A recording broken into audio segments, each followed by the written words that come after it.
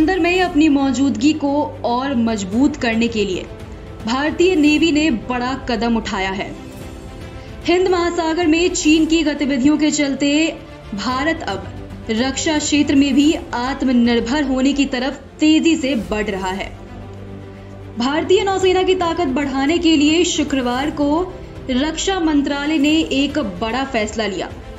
रक्षा मंत्रालय ने project 75 India के तहत 6 सबमरीन के निर्माण की मंजूरी दे दी।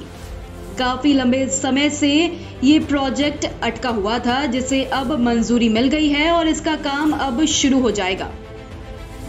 रक्षा मंत्री राजनाथ सिंह की अगुवाई में हुई एक बैठक में 50,000 करोड़ रुपए के इस प्रोजेक्ट को मंजूरी दे दी गई है। इस प्रोजेक्ट को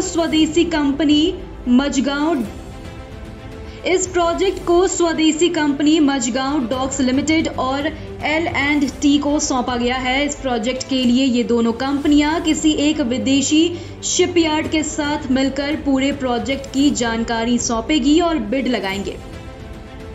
आपको बता दें कि चीन के बढ़ते नौसैनिक कौशल के साथ अंतर को कम करने के लिए भारत ने यह निर्णय लिया है।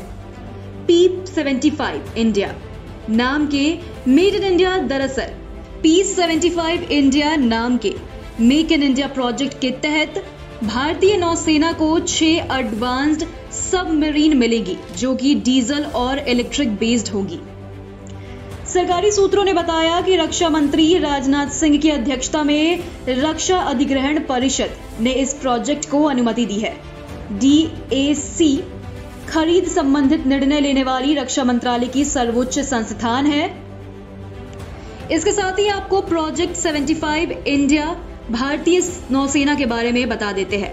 दरअसल भारतीय नौसेना की महत्वाकांक्षी परियोजना है, जिसके तहत नौसेना 6 पारंपरिक डीजल इलेक्ट्रिक पनडुब्बियों का निर्माण करना चाहती है। इन पनडुब्बियों को भविष्य में युद्ध की योजनाओं को ध्यान में रखते हुए बनाया जाना है और यह मुंबई के मझगांव लिमिटेड में निर्माणाधीन स्कॉर्पियन श्रेणी की पनडुब्बियों से भी बड़ी होगी। नौसेना की आवश्यकताओं के अनुसार इन स्टिलिथ पनडुब्बियों को भारी भरकम मारक क्षमता से लैस किया जाएगा। यह कम से कम 12 लैंड अटैक क्रूज मिसाइल के साथ साथ एंटी शिप क्रूज मिसाइल से लैस होंगी। इसके साथ ही आपको बता दें कि भारत का मुकाबला सिर्फ चीन से ही नहीं बल्कि पाकिस्तान से भी है, जो लगातार हिंद महासागर में अपनी पैठ बढ़ाने की कोशिश कर रहा है। यही कारण है कि अरब सागर से लेकर श्रीलंका से सटे समुद्र तक भारत ने अपनी नजरें गड़ा ली है। वहीं बता दें कि नेवी की मांग है कि सबमरीन 18 हेवी वेट टॉरपीडो को ले जाने लायक क्षमता रखती हो। बता दें कि भारतीय नेवी के पास करीब 140 सबमरीन है और सरफेस वॉरशिप है। वहीं अगर पाकिस्तानी नेवी से तुलना करें तो उनके पास ये सिर्फ 20 ही है। लेकिन अब इन सबमरीन के मिल जाने से भारत और भी मजबूत हो जाएगा।